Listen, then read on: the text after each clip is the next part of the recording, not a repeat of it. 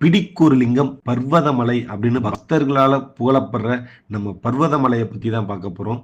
இங்க இருக்க சிவபெருமான வழிபட்டோம்னா மனம் வாழ்வு ரெண்டுலயுமே உற்சாகம் நிலைத்திருக்கும் அப்படின்னு சொல்றாங்க. அப்படிப்பட்ட இந்த மலையை பத்தி சுவாரஸ்யமான பல விஷயங்களை பத்தி தான் பார்க்க போறோம். வாங்க பார்க்கலாம். இந்த கோயிலை பத்தி சொல்லப்படுற இன்னொரு மிக முக்கியமான சிறப்பம்சம் என்ன அப்படின்னு பார்த்தீங்கன்னா, இங்க இருக்கிற இறைவனையும் இறைவியையும் உருவாக்கி வழிபட்டவர் சித்தர் போகர் அப்படின்னு சொல்றாங்க.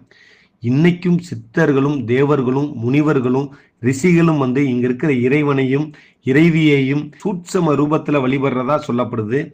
இந்த கோயிலோட ஒரு தனி விசேஷம் என்ன அப்படின்னு பாத்தீங்கன்னா, கதவுகளே கிடையாதுங்க. அது மட்டும் இல்லைங்க, கதவுகளும் கிடையாதுன்றதோட அர்ச்சகர்களும் கிடையாது. கோயிலுக்குள்ள போய் நாமளே தானே அர்ச்சனை செஞ்சுக்கலாம். இந்த கோயிலுக்குள்ள போனதுமே நாம முதல்ல விநாயகர், வள்ளி, தெய்வானை சமேத முருகன், வீரபத்திரர், தட்சிணாமூர்த்தி இவங்க எல்லாத்தையுமே நம்ம தரிசி